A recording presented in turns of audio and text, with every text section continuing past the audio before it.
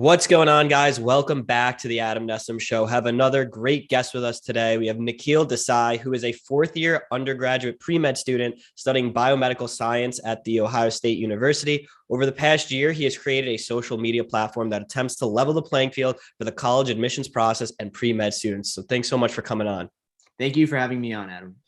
So Nikhil, can you just, for the listeners that don't know you, tell a little bit about your story, how you got into pre-med, wanting to be a doctor, and then how you absolutely blew up on TikTok and now Instagram on social media? Yeah, so I guess my interest in medicine has been there for a really long time. I remember specifically in fifth grade, we had a little web quest project that we had to do, and my mom told my teacher to not let me do a sports topic because I'm a sports obsessive, and when I was a kid, that's all I did was play sports. I didn't care about school, literally nothing else. It was just baseball, basketball, football, any sport. And my mom didn't want me to keep just doing sports stuff, so she told my teacher to not let me. And what I ended up picking was cardiothoracic surgery. And the reason why was my grandpa's actually had like an open bypass surgery. So I remembered that and I was like, let me pick this topic. And I literally fell in love with it, to the point where my final project for the class was doing a virtual heart surgery in front of the entire class. So they had these little games online and I learned how to do like the surgery and I did in front of the class. And I think I actually did the expert mode. So I really practiced. It was Oh man, look at that. You don't even need to go to medical school. You're ready for heart surgery. Yeah. And that like in fifth grade, I like fell in love with the heart. And, I was a pretty nerdy kid. So in middle school, like I remember one day for my birthday, I asked my mom to get me like a human anatomy textbook. I literally have it right here. And looking back at it, I think it's like a college level textbook. And I read the whole thing front to back. So I've always just had a passion for medicine. I think there's a couple reasons why. I think initially it was just this like concept of in medicine and in the human body, there's always going to be issues to solve. And I'm somebody who likes to look at something that's thought of as challenging and solve it. And in medicine, I have a literally infinite amount of problems to solve. So I think that was the first thing that drew me to it. And the second thing was like the simplicity within like medicine and anatomy.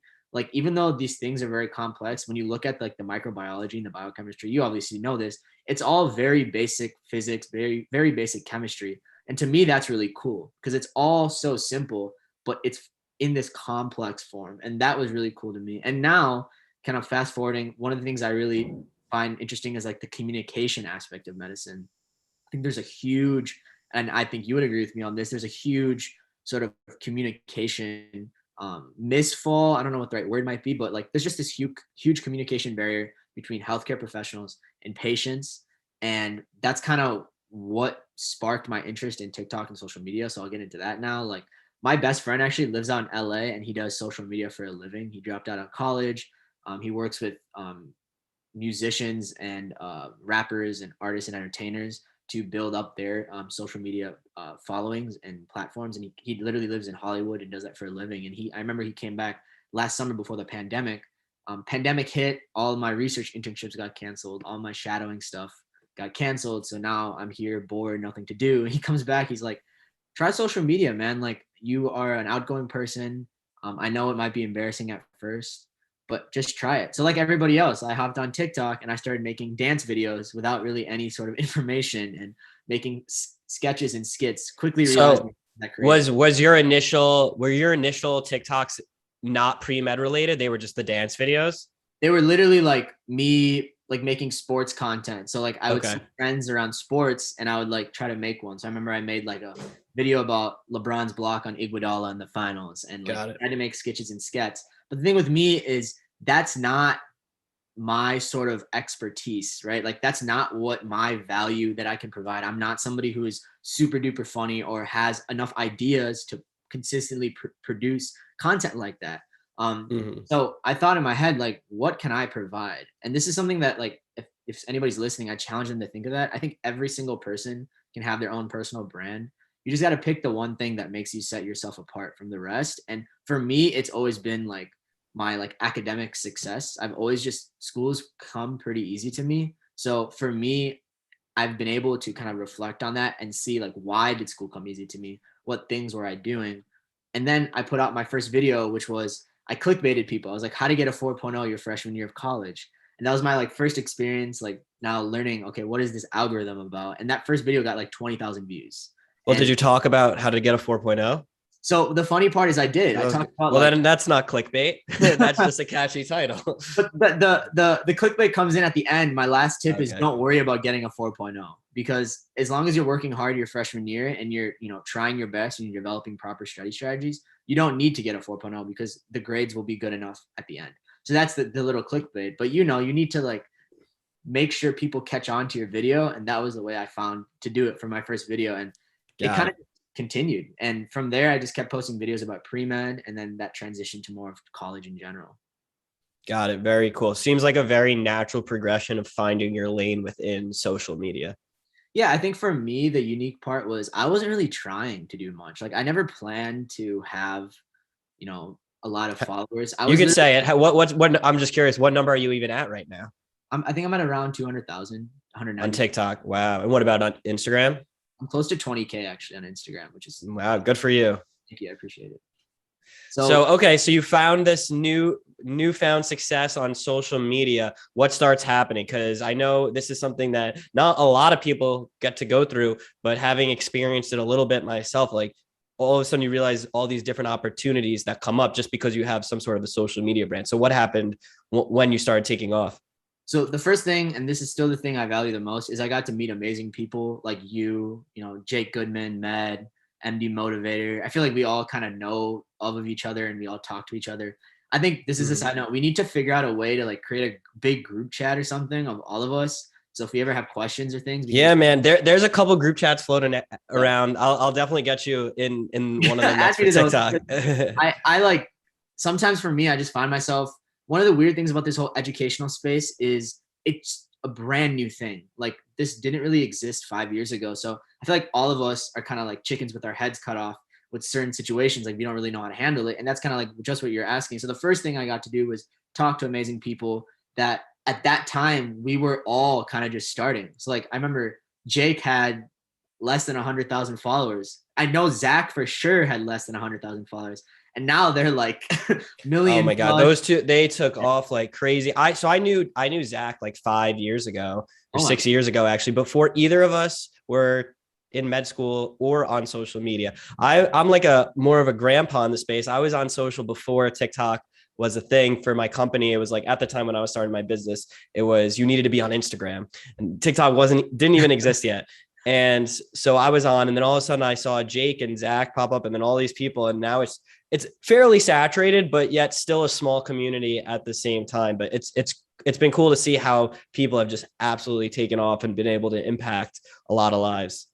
Yeah, I would agree. It's interesting how I think when I first started, there was maybe 4 or 5 other college students doing something similar to me. And if you look at the space now, it's like probably close to 50, which is interesting. But yeah, kind of like it was crazy. I think the first 6 months I was just kind of producing content. And then my first big break that happened was Complex reached out to me, the news place, the news website. And they were doing this series called Complex World where they were interviewing students on like real world issues, some current issues. And they were doing a whole thing on student debt. And for some reason, they picked my account to like interview me. So I got interviewed by Complex. At this point, I think I had 50,000 followers on TikTok. I hadn't even created an Instagram. And that was like, to me, like the craziest thing ever. Like I'm just getting interviewed for my TikTok. Like what? How is this happening? And after that, I think that's right when I started posting scholarship videos. And that's what really blew me up was these scholarship. Oh yeah, those videos, they would pop up on my, once those started popping up, I was like, oh, this kid's about to go viral. And I don't know what scholarships, maybe it was because at that time, it was literally me and my friend Gabby. We're the only 2 people who were doing scholarships, literally the only 2 people. So I think maybe it was this like supply demand. I think I was presenting the information in a fun way. I was a college student, so they could look at me and relate to me. It's not like I was some like older person trying to like talk to them and tell them to do something. So I think all those things contributed. And, I grew literally to 100,000 followers, I think from 50 in like a week. It was ridiculous. Crazy. Now you do that. Now you hit 100,000, and 100,000, I think is when things really change in terms of like business opportunities and the ability to work with companies. And that's when I got my first job with bold.org. So I've been able to, build a sort of pseudo small business around my personal brand that I'm definitely hoping to expand after I take the MCAT and do the medical school process and things like that in my own way. But I think the coolest part about all of this, as you're saying, like the journey has been the ability to work with startup companies and really learn what business, like I'm not a business student. I'm a pre-med student. I'm a biomedical science major, like you said, at Ohio State. And yet you're probably learning more business than half of your business peers because you're getting real world experience with it. Yeah, I mean, so at Bold, I was able to work with, like, the CEO of Bold was a Chem E major at Princeton University. That's now the CEO of a startup that has actually taken off recently. It's an amazing company, bold.org. If you guys are interested in scholarships, definitely check it out.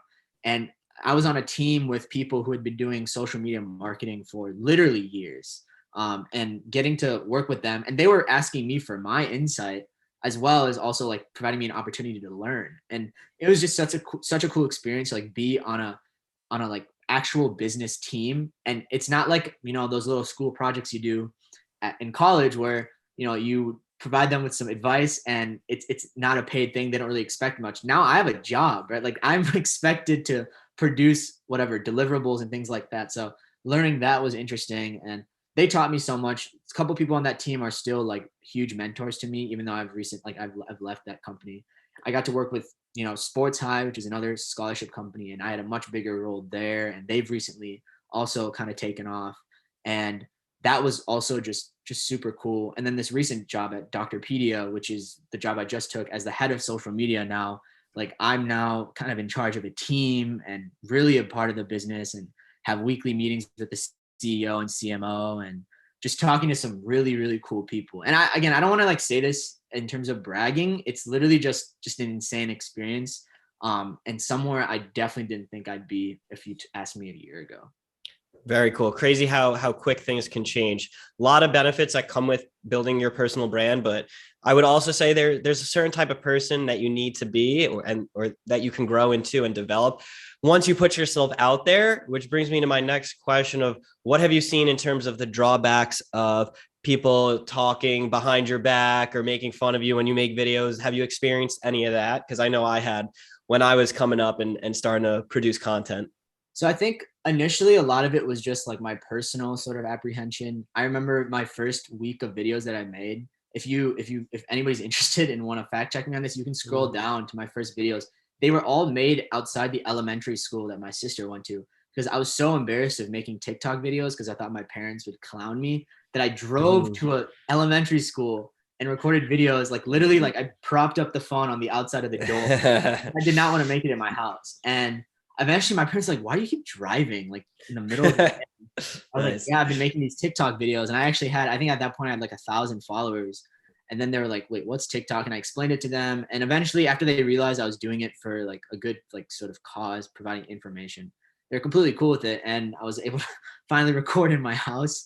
So I think initially a lot of it. You leveled up right there. I think initially a lot of it was from me. I think one of the things I find super challenging is, right, and when everything was kind of just happening, when I just blew up, all my friends are really interested in it. But over time, right, like you can't continue to share your successes with certain people. Either they're kind of insecure about it, or it's a good point. Annoying. Like they don't want to keep hearing like, oh, you got this deal, or you're doing this business negotiation, or you got this job. And after a certain period of time, you kind of have to come to terms with the fact that you have to really be doing it for yourself, because nobody else at the end of the day really cares. That's kind of harsh, but that's something I really went through. Yeah, no, 100%. I think that's great insight. Like for me, when I was growing a business and was having these wins, and it was just something I was so passionate about that I always wanted to talk about it, and not even to brag, just because like it was something that was always on my mind. You kind of almost become obsessive over it. And your friends from back home or your general circle, like they don't want to hear about that. It's not even that they're not happy for you. It's just like they don't need to hear over and over again about what you're doing and things like that. And so you either have to learn to, all right, I'm not going to even bring that up with that circle, or you also can expand it to a different circle. Like we mentioned before, where I'm sure you were talking to Jake and Zach about these things, who are happy to talk about those things and share ideas and stuff like that. So you kind of evolve over time and find different circles for your various interests. Yeah, I learned that. And I think the thing that I've learned is you're going to have your like 2 or 3 people that know you can tell them anything. And for me, that's my parents. I'm very blessed to be close with my parents. So I can literally, if I want to, every single day I can talk to my mom about social media and what happened for an hour, and she's going to listen because she's my mother. So I've been able to kind of lean on them a lot more than my friends. And it's also, I think when you build your personal brand, and I kind of tell my friends this, I've been very fortunate to have these unique experiences at a very and you're the same way, at a very young age. We both haven't even started our careers, but we've experienced a little bit of I guess monetary success, a little bit of social media clout per se, or fame, very little, but once you have a taste of it, you really see how it affects you as a person. So I've been able to mature and kind of, I don't really care about the views I get anymore. And I genuinely say that I've transitioned my content to a lot of one sentence, one liners, because I think those one liners are the most important things people should know about college. You should know that when you go to college, it doesn't matter what the name of your school is, because nobody around the college is saying, I'm going to Harvard University. You're just at Harvard and you're enjoying it, or you're at another school. So just those little things people don't think about. That's kind of what I've transitioned my content to, because I enjoy making that. And, I'm trying to make it even more sort of what I enjoy. I was huge into photography before I started any social media. And one of the things I'm trying to incorporate now that I have sort of these resources is to start making really high quality, videos, really get into videography and editing, and start to put more time into my videos and maybe post less, just because that's something I enjoy. So that's something that happened over time. I think initially when I blew up, like everybody, I remember Jake and Zach told me, if you have one video that blows up, post a crap ton of videos in that same niche. And right, exactly. And then you double down on it. And for views, especially when that's what you're going after, you kind of want to buy into whatever is working. But then eventually you start realizing, I want to make the content that I want to make, even if it doesn't get as many views as you possibly can. Yeah. And eventually you can't continue to double down. You just get tired and burnt out and not motivated to do it. And I think that hit me for a while. And then the other thing is we all have personal lives, personal things going on. I had a lot going on in my personal life when all this social media stuff was happening, a lot. And, I've talked about it before. I've had mental health issues in the past. So you can imagine now I have mental health issues and I'm on social media. How do I sort of, that can be a lot to handle at a younger age. And I'm sure you've seen how toxic social media can also get. So there's definitely the pluses and minuses to it. So going back to the fact that you're also a pre-med student, and we have a lot of pre-med listeners or viewers for this show, how have you been able to balance both having a job, doing social media, making videos, but also keeping up your academics as a pre-med? So I think the key is I got all the really hard classes done before I ever made a social media. So, I made my social media after basically my sophomore year, and I was blessed to go to a public school that had a lot of AP classes. So a lot of the sort of GE classes I was able to get out of the way before I went to college. So I didn't have to take calculus, some of the English prerequisites. So when I jumped into college right away, first semester, biology, chemistry, gen chem, and sociology, right? And I didn't have to take psych because I took it in high school. And second semester, physics, OChem, every class you name it. The only class I didn't take was biochem. I took that my junior year. So I think junior year last year, all the really difficult classes I'd already done. And like I said, I kind of figured out the formula on how to do well in pre-med science classes, because I put a lot of time and effort. I studied so hard my first 2 years, and I was able to reap the benefits of, now it's my junior year. I kind of know how this stuff works. I can take biochem. I know exactly how much work I need to do per week to do well in the class, and kind of balance it with other things. So I think that's the first thing is I didn't start my social media when I was taking OChem and physics at the same time. That wouldn't smart. And I think the second thing is learning how to prioritize. And I know you're a master of this because you're in medical school. When you have an exam, social media goes to the side. But when school isn't as bad, that's when you can really push out videos, really create content. And when you have a job, you add that third thing. If there's a big deliverable coming up next weekend, make sure you don't overcommit if you have a test around the same time. Really having a calendar that shows you, okay, I'm going to be really busy today, which means I cannot do any social media today. And I have to, even if it takes, I delete my Instagram and TikTok so much. I literally just take it off, put it back on, take it. I know that feeling. I don't want to be tempted. So for me, it's those two things. I started, I guess, at the perfect time. I mean, I started during a pandemic. So as terrible. That was a good time for blowing up on. So I feel like every TikTok star today like the really big ones, they all started from the pandemic. Exactly. So, I mean, I just got lucky that I started at the right time, and I got lucky that I learned how to prioritize really fast, because that's something that I think a lot of people, just generally, if you're just a student, prioritization is so important. Having an understanding that your mental and physical wellness and your relationships with friends and family matter more than school, that took me so long to learn. And having all of that like literally written down so you remember it is so important for whatever you're doing, whether you have social media, a job, school, extracurriculars, all that stuff. Yeah, no, it's a great point. I mean, that's what I tell people whenever they ask, how do I do so many things at once? I can't do everything I do at once. It's about finding your spots when you can go deep into one thing. So when I was studying for the boards, I'm only really studying for the boards. But when I'm working on my business, because I have a little bit of downtime and I don't have any tests coming up for medical school, then I'm going super hard on the business. And so you can have all these different things, right? The podcast. Today I had a lot of free time. I stacked like 4 podcast interviews that'll then be post produced so that we can get them out. So it's all about, batching and focusing in on when you're able to do something and prioritize it when it needs to be prioritized. So I think that's great advice for any students that are looking at, even if it's not pick up a side hustle, it could just be doing a hobby that you want to do, and not to lose that, because you're not just a pre-med student or a med student or whatever type of student you are. You need to have identity in other things as well. Exactly. Cool. So what else is going on for you? You just took on this new job. You're about to study for the MCAT. So how do you feel that's going to affect your ability to be on social? I think that's a perfect segue from what you just said. Mm-hmm. I'm planning to take a large break from, social media. And as difficult, I was just talking to one of my best friends last night, and I was telling him, like, I'm excited, at least initially. I know I might not feel the same way at the end. I'm like genuinely excited to take the MCAT, because it's the perfect excuse for me to stop social media for a little bit, get some mental clarity from social media, rejuvenate my creative juices. So when I come back, I'm really, thinking creatively, have a lot of ideas in mind. Because when you do something for a year, no matter what it is, and you're doing it every single day for a year, it can get really difficult to maintain sort of the excitement and creativity you had at the beginning. So, I'm planning to post once a week on social media. It's going to be centered around the MCAT. It's going to be a distraction from, studying for the MCAT, but the MCAT is going to be my main focus. I'm quitting this job. I have a hard, right. I was very clear with the job. I have a hard deadline right at the beginning of September, that's when my last day is going to be, no matter what. Because right, priority number one is my number one career, which I want to be a doctor. Social media for me is a side hustle, a second job, whatever you want to call it. But my primary interest is still being in medicine and being a physician. So if that's the case, then I have to, like I said, make sure that's higher on my priority list.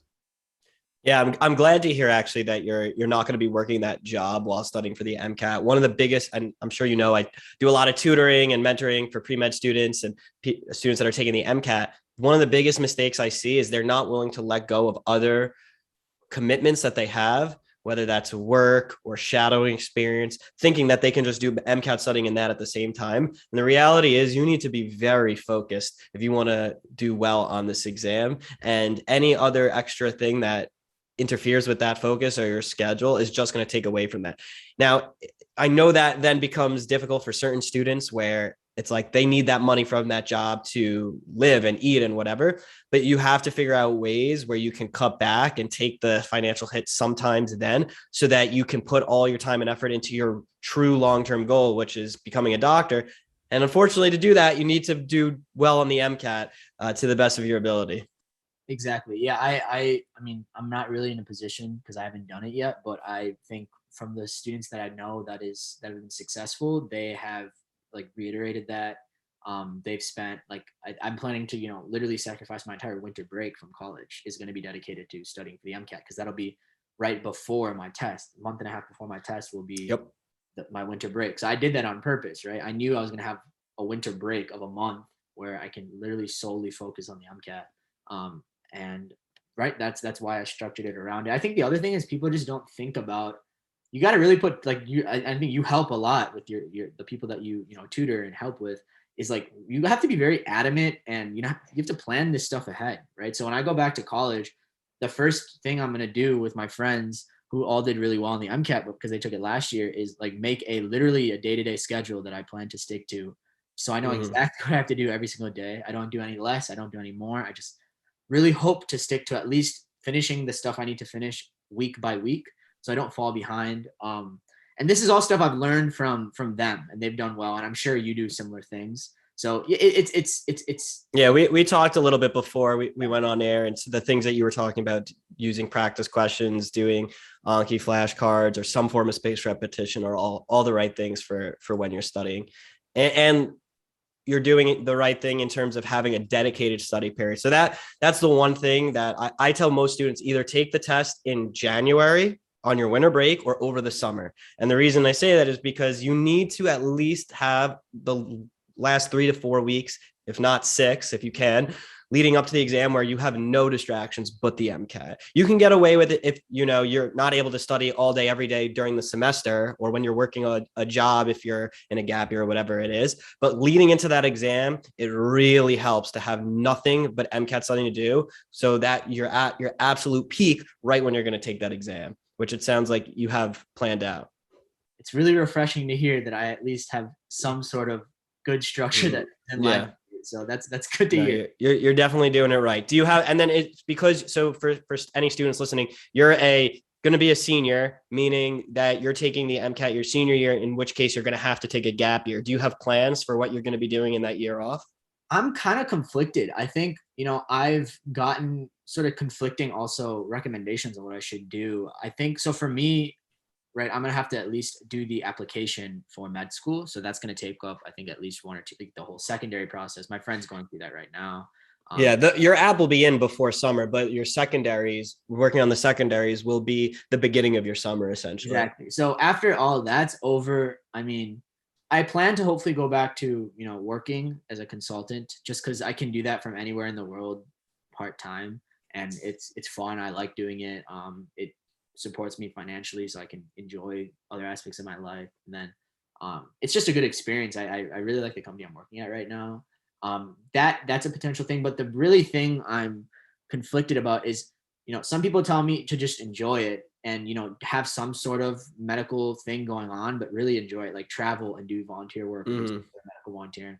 But the one thing that I don't have as much of, I have some, but not as much of, because of the pandemic, is I don't have a ton of like clinical experience, right? I have never worked a job in the hospital. I've shadowed quite a bit, but again, it hasn't been in a while because everything's been closed. I plan to do this stuff when I get back.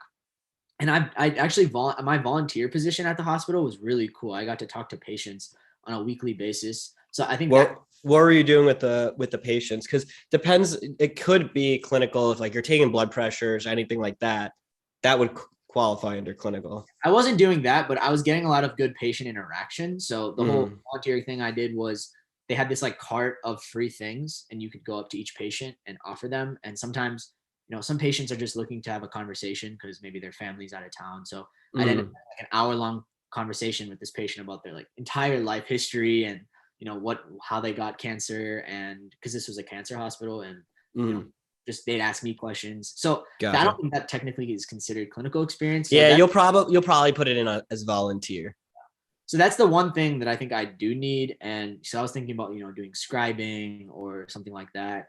But still trying to figure out like what would be the best for me. I would say, I'm going to give you some unsolicited advice. If you can get some sort of clinical experience, that's not a full commitment, just so you have it. You have so many other cool things going on that you should take advantage of during your gap year that I could tell you want to do more.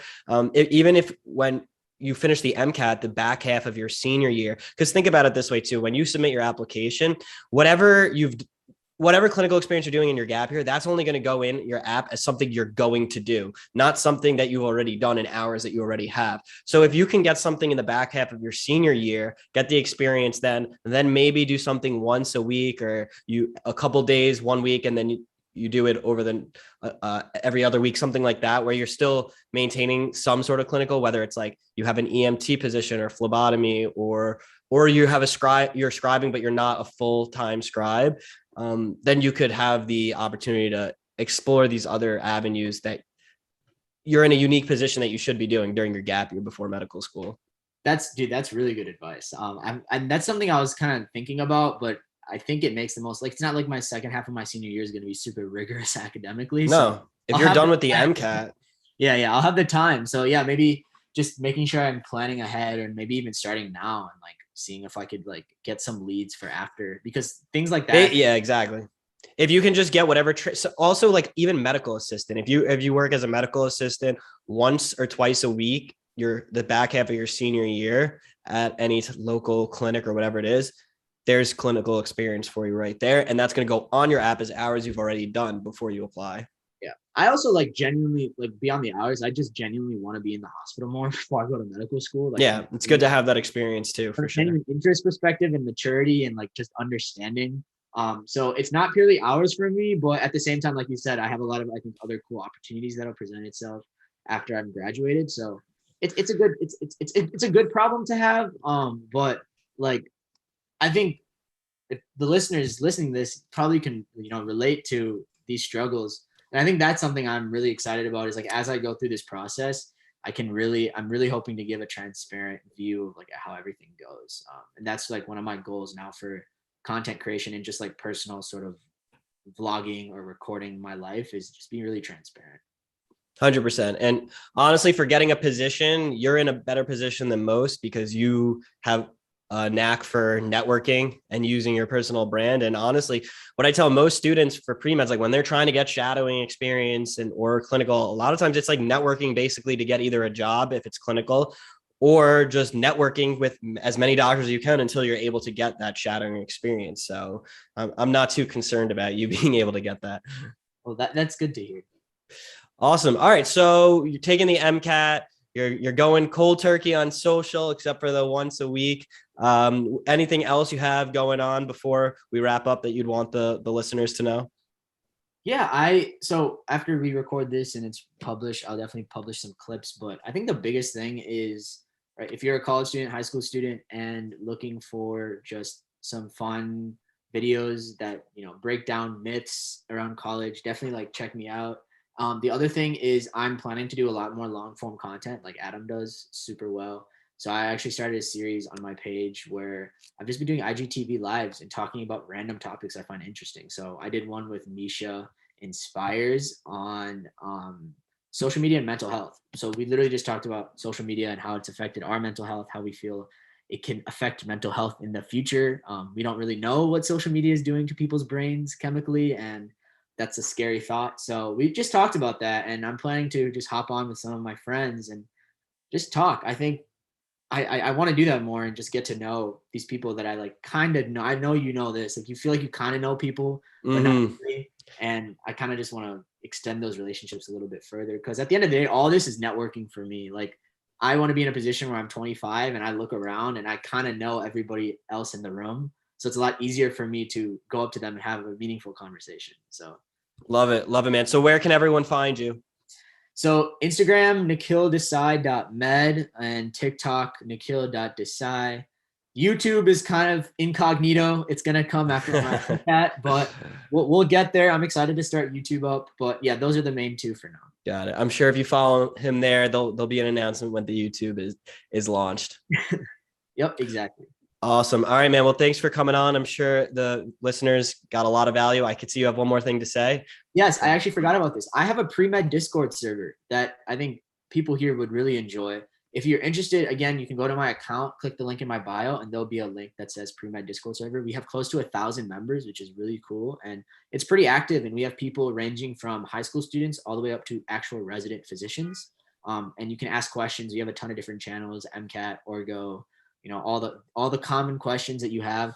Mm-hmm. It's a great community. I know a lot of people feel like the pre-med process can be lonely if they don't find their community in college. So the kind of goal of that is to provide people with support if they feel like they need it outside of school. So amazing. Yeah.